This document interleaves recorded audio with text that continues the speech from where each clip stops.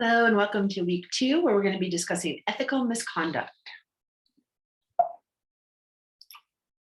So last week we talked about what ethics are and did more of a deep dive into ethics and the particulars of different types of ethics, the importance of them. But to summarize for this week, so it's a system of moral principles, but it's also rules of conduct recognized in respect to a particular class of human actions or a particular group.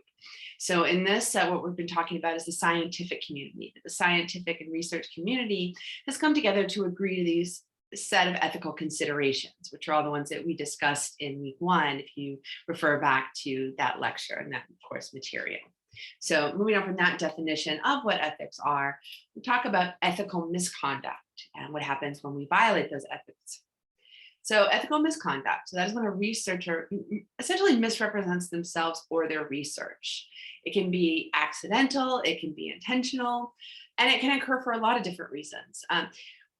Usually people are given the benefit of the doubt that it occurs for accidental reasons. This can be poorly designed research, poor organization or neglect from the data, an accident, you're overlooking something or someone important. Or if it's intentional, sometimes it can happen because there's a desire to prove a hypothesis, or someone desires prestige. They want recognition or the credentials that proving their hypothesis or publishing this research will get them.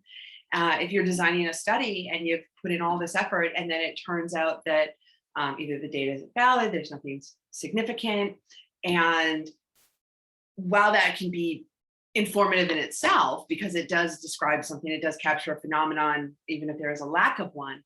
But sometimes people want more than that. And so data might be fabricated. Sometimes somebody may be working with somebody else and they may accidentally forget that person. They may forget a research assistant that they worked with 2 years ago when they first started collecting data. It happens and it's accidental. Unfortunately, it can also happen where somebody is taking ownership of other people's research to gain more prestige and more recognition for themselves. So we always want to be on the lookout for our own research when we're designing research on how to avoid ethical misconduct. Accidental, it can happen. That's why the review boards and peer reviews, which we'll talk about next week, are so important. But to know why ethical misconduct happens, and your textbooks do discuss that as we break it down, how each one can happen and what to do about it, how to recognize it both for yourself, but also when you're doing peer reviews. So different buckets of ethical misconduct. So there's the crimes against science. So as we talked about, falsifying or fabricating data. So that's tailoring the data, the responses to the way that you want things to be portrayed. There may be omitting data. So you may be talking about if you interviewed 10 people and you're trying to prove your hypothesis, and okay, 2 of those people didn't go along with your hypothesis, so you only focus on the 8 and don't even acknowledge the 2 that were not in agreement with your hypothesis. So we want to present the data fully. If you're taking a statistics course, you know that there are sometimes outliers. Statistics can bring up a multitude of different things, but we want to address it in an honest way and include that in our research.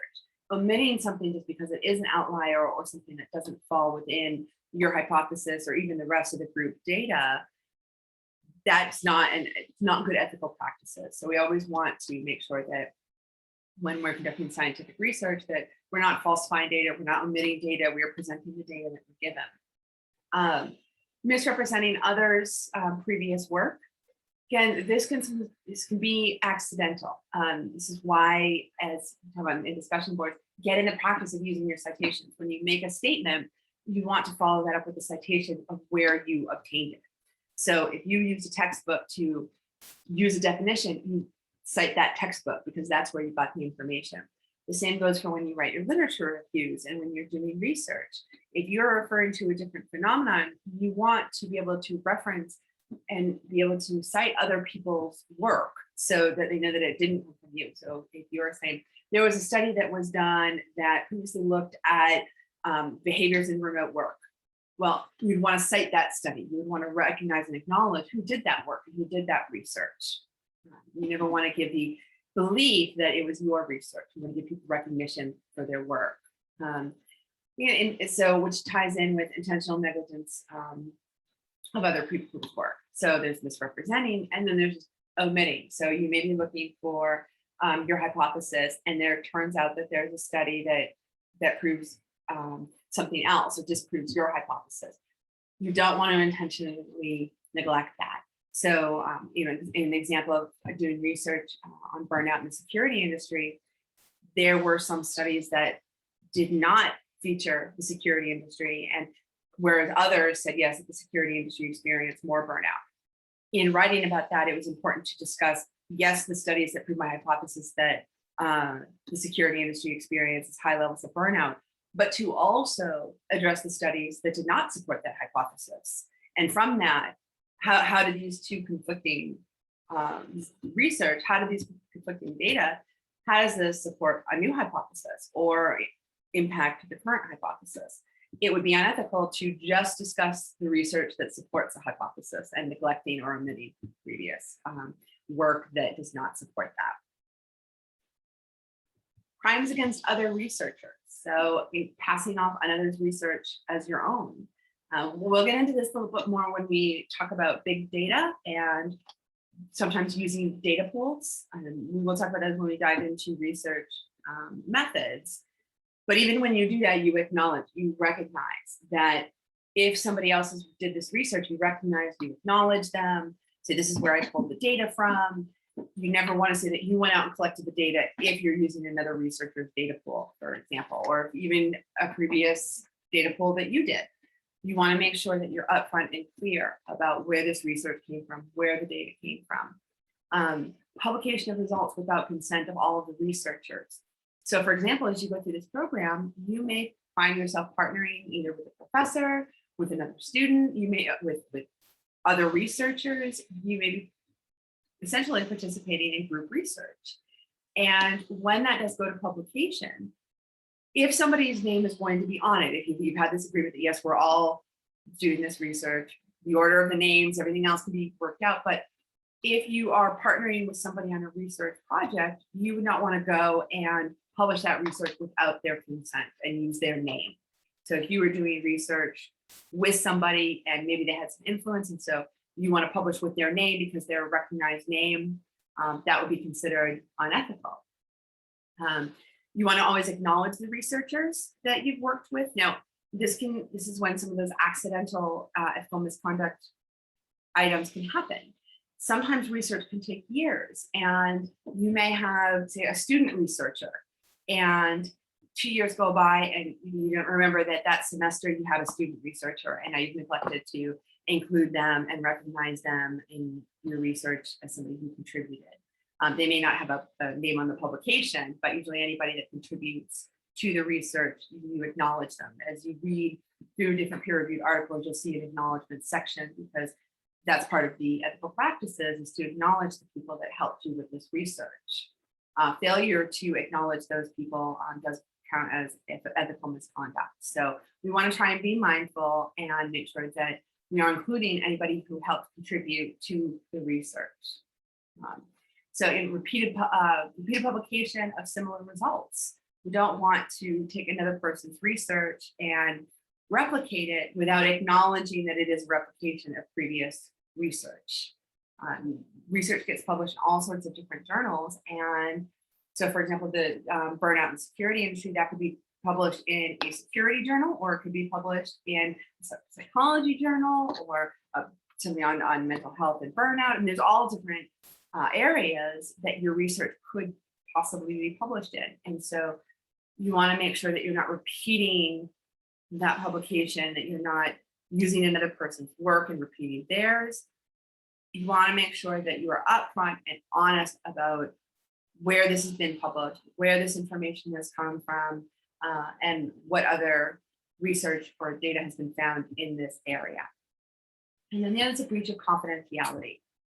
So when working with others, when working on a research team, there's confidentiality. There's most certainly confidentiality when working with your participants, and you never want to breach any confidentiality from that you've agreed with your peer researchers, and with the confidentiality that you've agreed with your participants. So confidentiality is very, very important. to consider and to be mindful of and to respect when designing your research and when going to publication and when communicating your research. Miscellaneous violations, so conflict of interest. This one has a lot to do with where you're collecting your data. So for example, as your professor, if I went and said that I'm doing a research project to see how students reflect the learning practices in an online classroom, there would be a conflict of interest for me to research the effectiveness of online teaching methods in a course that I'm teaching. So definitely huge conflict of interest there. The way that that could be avoided is to use other course rooms, other schools, the places where I'm not related to anything that's going on, that there's no conflict of interest, you don't know me, everything can be anonymous.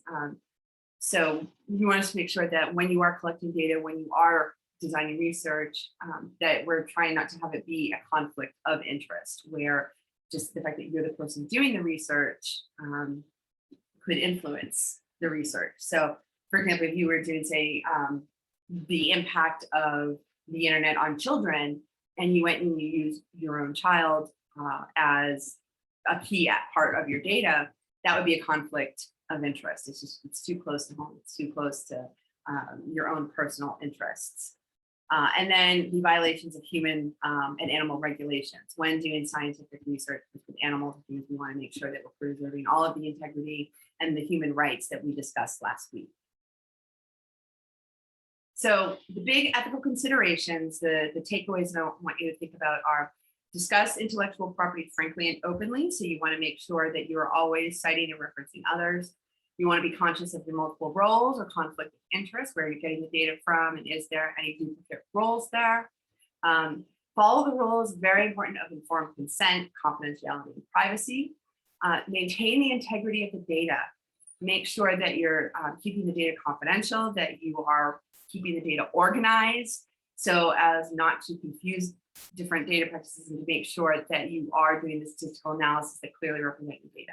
And then utilize peer review, which we'll discuss in depth next week about how to conduct peer review and how to make sure that you're using the internal review board. The penalties of ethical misconduct. So what happens if you do these things? If you are caught for doing it, and let's say it was for a degree program, that can end up in the loss of your degree. They can revoke the degree that you maybe did your dissertation on. There's loss of credibility and status. Once you become somebody who is known as conducting research with poor ethical practices, it's very hard to gain that credibility back. In an extreme case, so a loss of research grants or funding. This can lead to even incarceration for fraud. So if you went to receive government funding and you presented yourself or your research in a way that's not true, and you violated the ethical parameters around receiving that grant, that you not only could lose the research grant or funding, but it could even lead to incarceration for fraud, depending on where the funding came from. So I included this checklist as something that you can use as a reference point for when you're doing research for best practices. So again, it covers the research integrity, how to handle data, authorship, communication, mentoring, supervision, utilizing those best practices, peer review, and then overall just research compliances. One that we'll discuss also with research methods is that data handling. So I'd like to pay a little bit of special attention to the data handling, because sometimes that can be the hardest to keep organized. It's a lot easier now that data is done online, but if you are, say, recording tapes, right? You're doing qualitative interviews, you're recording the data, you want to make sure that you're not confusing the data. So if you're listening to a recording, you want to make sure to clear this is a woman in her 30s who's 32 and is living in Boston.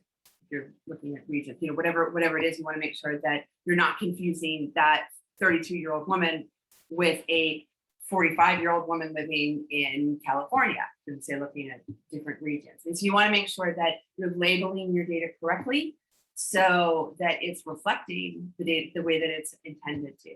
So Extra care just in terms of data handling and how you collect the data, manage it, share it, and protect it. So we'll dig deeper into that later on, but I wanted to highlight that because that's the one where I think that the most mistakes can happen, just because it can be a lot of data. I mean, if you're interviewing 50 participants, if you're not labeling your data very, very clearly, it can be very easy to confuse it. And then now you've got mislabeled data, which can be very, very frustrating at the end of research. Now, with deception in research, so I want to be clear about this because deception in research does have its place. So this is when you purposely give false information to subjects and you intentionally mislead them about some key aspect of the research. Now, when we talked last week, we talked about how important it is to give that informed consent to make sure that they are aware and able to be aware of what they're signing up for when they are a participant. That's one of the keystones of conducting good ethical research. Yet, by its very nature, we sometimes have to use deception in research because there's just certain types of research where if the participant is fully aware of the procedures of the design of the study, it could taint the research. So for example, if you wanted to design a study where you wanted to look to see the impact of playing music on the participant's ability to focus, sitting down with the participant and saying, I'm going to observe how well you focus when listening to music. Well, now they know what you're looking for. Now they're aware of it. Now they're going to be either distracted because they know you're paying attention to it. They're going to be extra aware of the music. It's unfortunately just taints the data once you let people know what it is that you're studying. Self-awareness researchers go through this a lot because how do you observe somebody's self-awareness while making sure that they're not aware that we're studying them in it, because we're trying to create these natural settings in some of what is a fake environment. So deception, fortunately, does have to be used sometimes. So the important thing is, if you're going to use deception in research, to use it ethically and responsibly. And what it is that is it places the burden of responsibility on the researcher to be able to justify it. So you want to be able to justify that you did explore other ways of conducting this research, but you did have to use deception. You want to be able to explain why, show that there were no really alternative methods to be able to achieve the goal of the research. That when you looked at all the different ways to observe or study and look at these variables, deception was really the most effective way to do it without tainting the data or altering the study in itself. You want to make sure that you're talking about the goals of the research and that you use minimal risk. And this is where the IRB committee, that review board, helps you, because when you're designing the research, you're presenting it to the board, you're discussing why you're using this, and then they give you feedback on that. So you don't get to the end of your research and then submit for publication and somebody says, this is completely unethical, you never should have started down this path at all. The IRB committee is there to help researchers make sure that they are covered, that they've adequately explored whether or not they have to use deception, and then are utilizing best practices for deception in research.